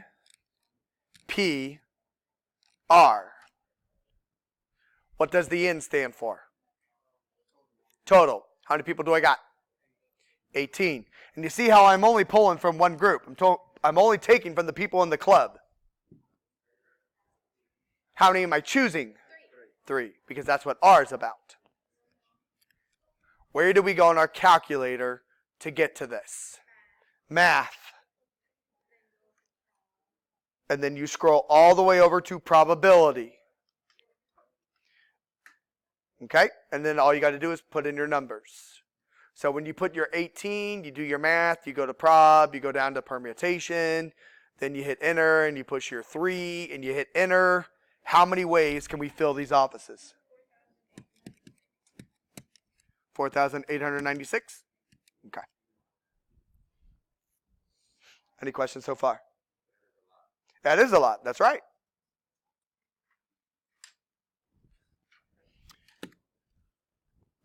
All right. That same place where we went just a second ago to do permutation is the same place you'll go if you need to run a combination. Okay, you hit math, you scroll all the way over to prob, you scroll down to number 3, and that's your combination. All right. So it says the 12-sided die is rolled. The set of equally likely outcomes is 1, 2, 3, 4, 5, 6, 7, 8, 9, 10, 11, 12. Find the probability of rolling a 12. 1 out of 12, right? Because probability is all about what we want out of the total. And what we want is to roll a 12. How many 12s are there? 1. Out of how many outcomes? 12. And always make sure that that thing gets reduced. And 1 out of 12 can't reduce, so that's why it's the answer. Always check your fraction and make sure that it is reduced. What's that? If you put it as 1, it'll be false. Well, it won't be false. It'll be wrong-o. You have to put in the fraction. Okay? So, it's what you want to happen out of the total. Okay? So, it says the table below shows the educational attainment of a country's population, aged 25 and over. Use the data in the table, expressed in millions, to find the probability that a randomly selected citizen aged 25 or over was a man with some college, which means less than 4 years. So I want the probability of being 25 or over as a man with some college. So I want the probability, man with some college. Well, how many men are there with some college? 20. Right cheer. How many people are there? Yeah. Everybody that we talked to, how many people? 169. And you go to your calculator and you make sure that that is reduced.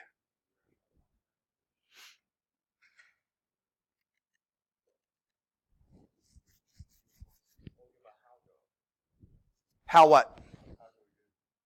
How do you reduce? How do you put a fraction in the calculator? Well, where have you been during class? This saddens me. Say it again, Maddie. Alpha y equals is your best friend.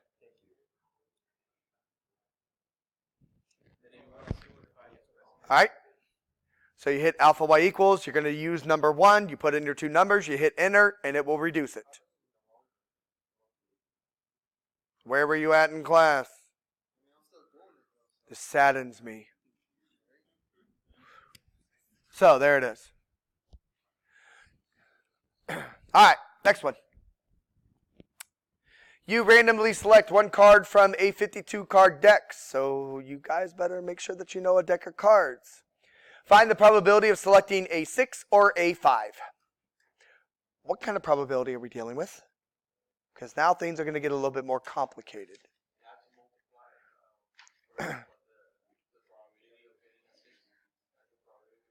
There's no multiplying in this. Again, what kind of probability are we dealing with?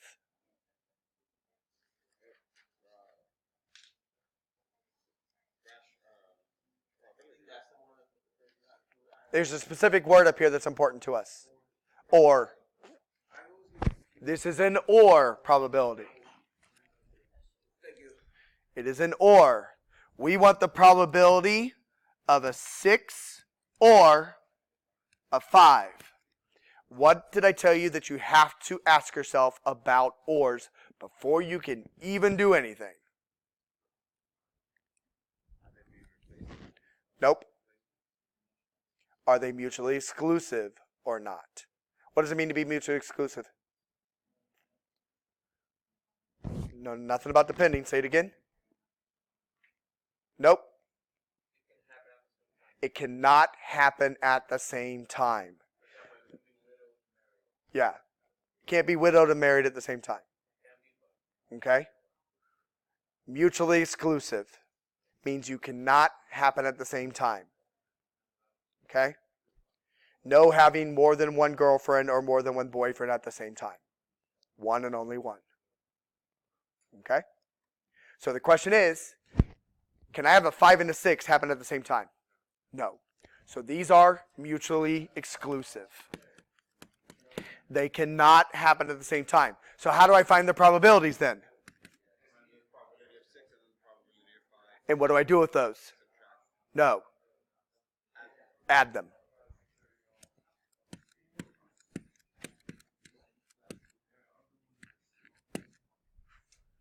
So what is the probability of a 6?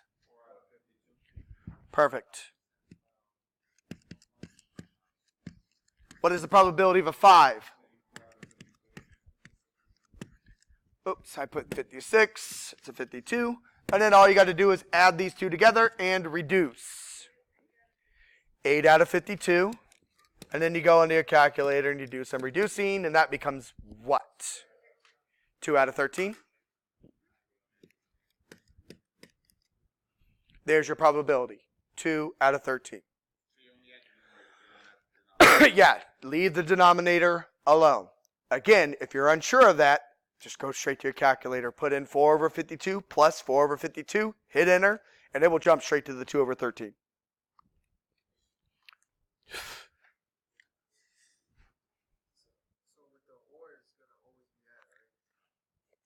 Depends on the situation. You have to know whether you're mutually exclusive or not. So this one, it says the mathematical department of the college has 14 male professors, 15 female professors, 13 male teaching assistants, 9 female teaching assistants. If a person is selected at random from the group, find the probability that the selected person is a teaching assistant or a female. What kind of probability do we got here? Say it again. Exclusive or not exclusive. Mutually exclusive or not exclusive. What kind of probability is it that deals with those? What's the word? Or. This is an or probability again. So I want to know the probability of being a TA or female. Question is, are they mutually exclusive or not? No, they are not mutually exclusive. I can be a female teaching assistant at the same time. Okay? So these are not mutually exclusive. How do we find this probability?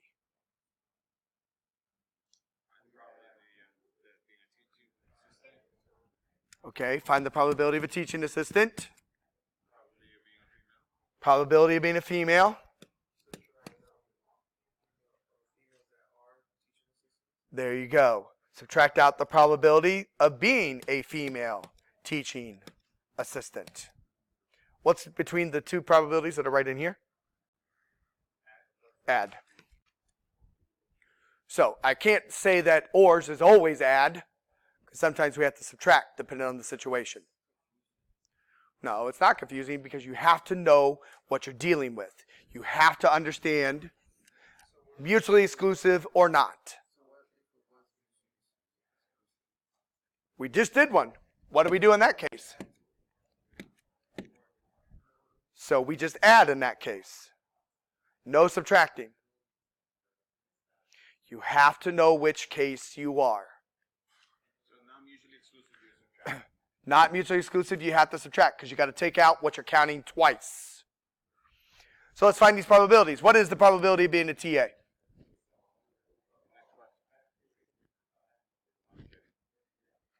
What's the probability of being a TA? Teaching assistant, there's total is 9 female teaching assistants. And 13 male teaching assistants. So how much do we got? 22. So there are 22 teaching assistants out of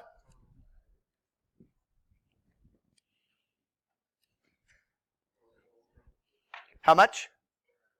51? Because you add up all the other numbers. 14 plus 15 plus 13 plus 9. Okay? Plus, how many females are there? 24. Because you take 5, or the 15 plus the 9. Out of 51. Minus, how many female teaching assistants are there? 9. Out of 51. Perfect. So we just do some quick adding and then some quick subtracting. So 22 plus 22 gives you 46. Minus 9 gives you, what, 37? Out of 51. And then the question is, does that reduce? Everyone good? Ors, you have to know if you're mutually exclusive or not. If you are mutually exclusive, just add the two properties. If you are not mutually exclusive, add the two properties or probabilities and then subtract off the common.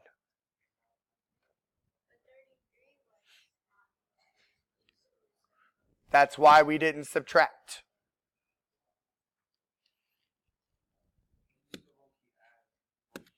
Yep.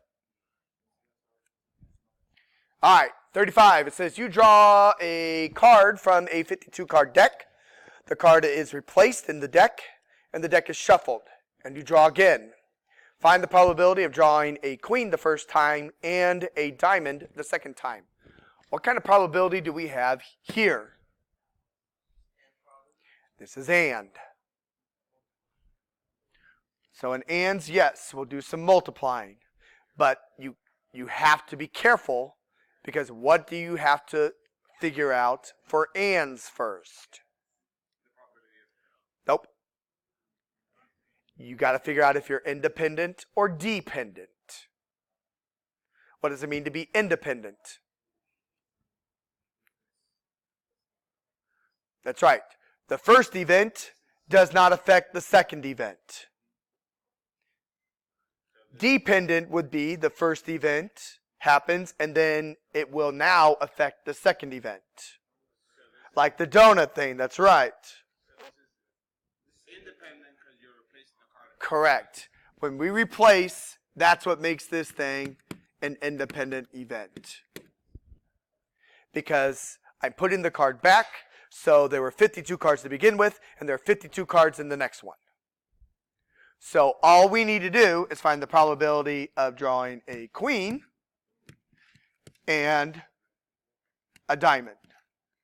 And since they are independent of each other, I just need those two probabilities, as you told me, multiplied together. So what is the probability of a queen? There are 4 queens out of 52. And since we put the card back, we're still out of 52, which is why it's independent. How many diamonds are there? 13.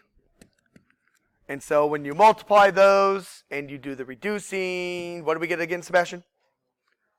1 out of 52.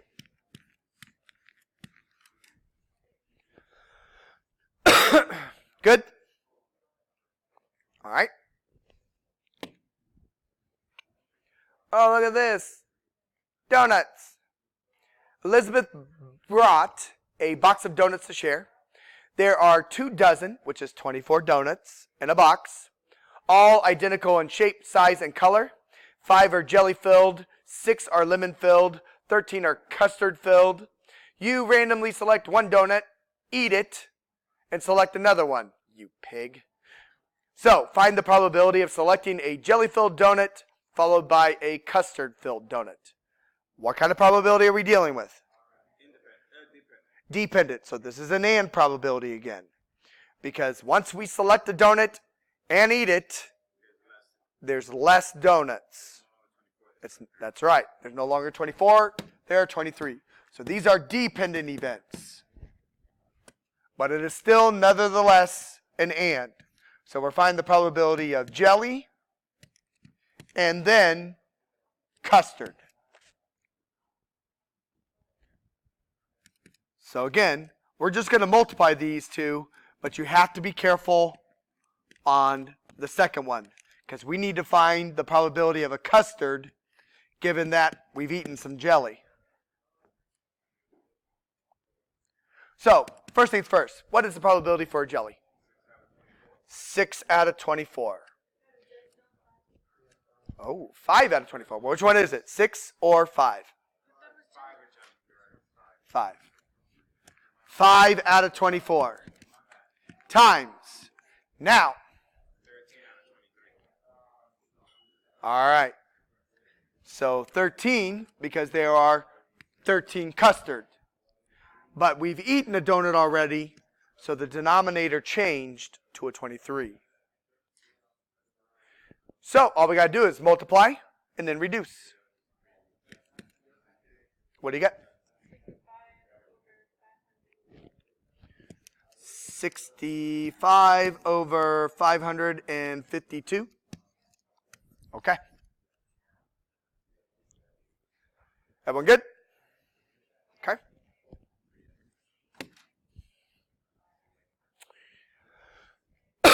Okay, so now we are jumping into chapter 12. We're nearing the end. We're almost there. So over here I've given you a frequency table. And I'm going to ask you a question about it. A professor had students keep track of their social interactions for a week. The number of social interactions over the week is shown in the following grouped frequency distribution. How many students had at least 50 social interactions for the week? How did you get 14? Added what? 3 plus 6 plus 1 plus 4? Absolutely. Because again, we want at least 50 interactions. So that means we can be 50, 51, 52, 53, so on and so forth on up. So that's why we add those 4 numbers right there, because these are all from 50 on. So you said it was how much again? 14 is perfect. There you go. Cool beans? Yes. Good. I'm glad you agree. All right. So this one, again, they've given you the frequency table. All you got to do is pick out the displays that match the frequency table below. The first one is a histogram, and the second one is the polygon graph. Okay? So the easiest thing to do, let's look at what happens at 0. How tall should the bar be at 0? 3. So we look at this first graph for A. Is that bar at 3? No, it's way up there. It's at like 13 or 14. Gone. Look at B. Is that bar at 3? No, this graph is at 16, 17. Gone. Is the 0 bar at 3? What? C? No, the 0 bar is non-existent. It's at 0. Gone. What's the answer? D. And if you look at this guy, yeah, that bar looks like it's at 3. And then if you look at all the other bars, all the other numbers that we have up here, so 1 should be at 1, 2 should be at 3. These bars look at where they should be. Okay? Everything's going to match up. Now, all you're going to do on part B is, I want to know which one of these graphs down here match that, the histogram. So you start looking over here. Is this 0 at 3? No. Let alone, if you look at this graph is ascending the whole way. Look at my graph that I have right over here. That's not ascending the whole time. So this graph is just pure junk anyway. Throw it out. Is this bar at 0 at 3? No, that's bar's way up there. This dot is up here at about 14. By the way, how did I know that was 14? Because the 5 and it's under it. Where do you see the 5 at? Between the 10 and 20. Do you know what your graph is counting by here? It's not counting by 5s. What am I counting by on my Y? You're counting by 2s. And this little bar right here looks like it's up here at that second bar, which would be 14. So make sure that you watch the Y-axis. Make sure you know what it's counting by. Okay? They show you every 10, but it's really counting by 2s. So this graph, yeah, definitely throw out. Too big. Over here, does that look like it's at 3?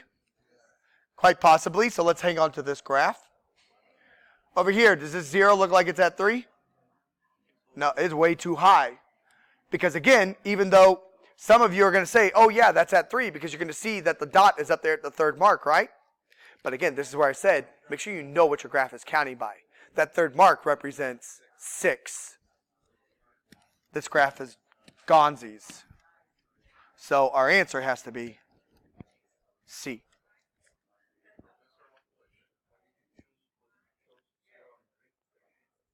That was the first one on my little chart here. You could have picked anybody and looked at them. Yeah. So you could have picked 3. So let's go down and make sure that my 3 is up at 20. So if I look at this guy, is that up at 20? No, it's at 30. Again, throw it out. Is my 3 up at 20? No, not even close. Throw it out. I could have picked any one of those to check. No.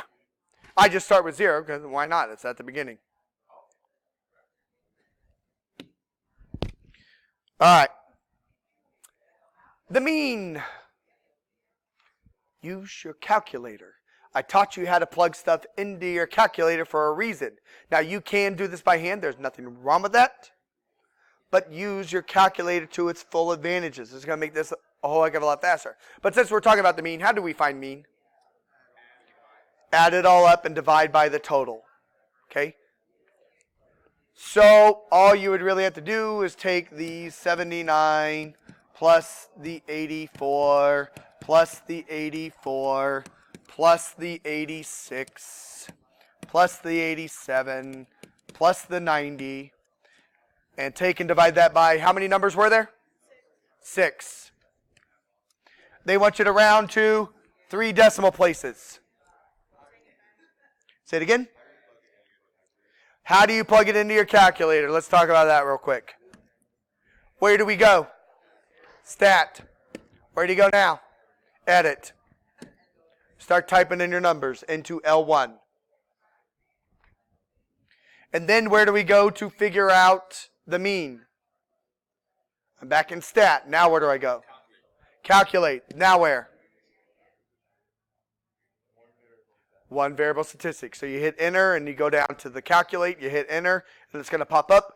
What symbol represents the mean? The bar with the X. So you're looking for the symbol that says X bar equals. Rounded to 3 decimal places. What do we get? How much? 85? Oh, it came out nice. Even better.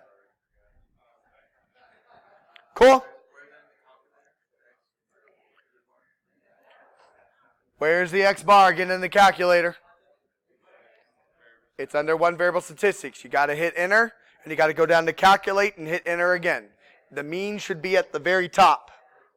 Should be the first line. All right. Moving on. Find the median. What does median mean? The number in the middle. Again, you can put this all in L1, go to one variable statistics, have it run it, you scroll down to the bottom, and you'll find the word med, M-E-D, and that's the median. Or we can just quickly put these in order.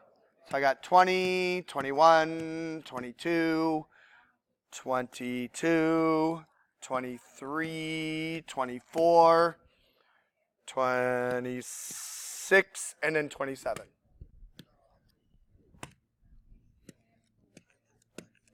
One, 2, 3, 4, 5, 6, 7, 8. 1, 2, 3, 4, 5, 6, 7, 8. Perfect. So we just work our way into the middle. So these two match up. And now I hop to the next numbers. These two match up. Now I hop to the next number. These two match up. Now I hop to the next number. Oh, I'm stuck. What do I do when I'm stuck? 45 divided by 2. How'd you get 45? Yeah. Add the two numbers together and divide it by 2. How did I get it to 27? I just put them in order. My lowest is 20, then 21, and then 22, and 22, and 23, and 24. I didn't add anything. I just took my data right there and put it in order. And then I jumped to the middle. And what do we get for this? 22.5. Again, it says round to the nearest tenth. Well, it's already ready to go. Okay?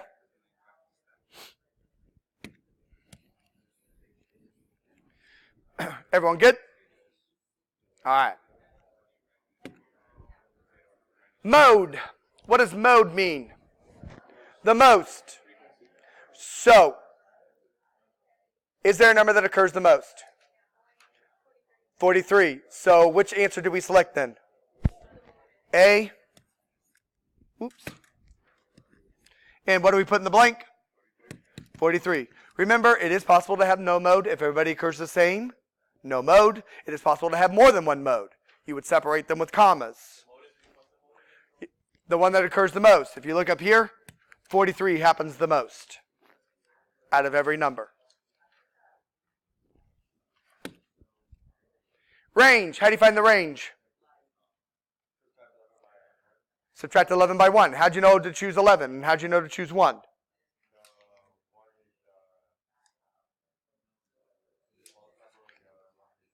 There you go. To find the range, you take the largest entry minus the smallest entry. Our largest entry is 11. Our smallest entry is 1. What's the range? 10. Good job. Everyone good so far? Okay. Last problem. Nope. You're thinking mid-range. Mid-range, you would have added the numbers and then divided by 2. Range, you just subtract. Largest minus the smallest. Last one. We want to find the percent using the empirical rule. Okay? So up here it says not everyone pays the same price for the same model of car. A figure illustrates a normal distribution of the prices paid for a particular model of a new car. The mean is 23,000 and the standard deviation is 2,000. So using our rule here, what is the percentage of buyers, or what percentage of buyers paid between 19,000 and 27,000? Okay, they want the percent. How'd you know that? It tells us right on the picture. Here is 19,000. Here is 27,000. What's the percentage from there to there?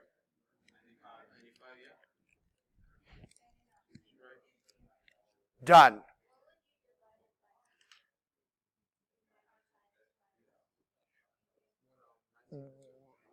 Yeah, I mean, when you want to find something a little bit smaller than that. So if you were looking for something like this, that's where I would take the 95 and cut it in half, right? Because you only want half that distance. So yeah, keep that in mind. And that ends your review.